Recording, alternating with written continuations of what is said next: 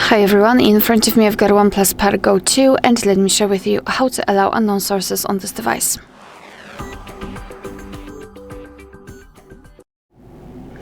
So let's start with opening the settings, and here in this left section we have to scroll and find security and privacy.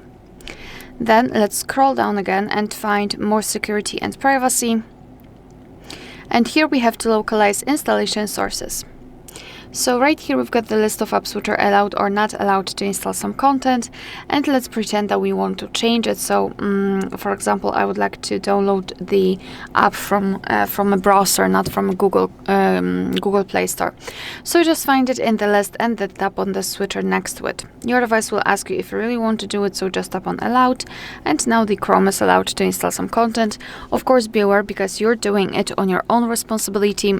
Some third-party apps aren't verified by the developer, so you may put your data and actually whole device at risk. So remember about that and choose the apps wisely.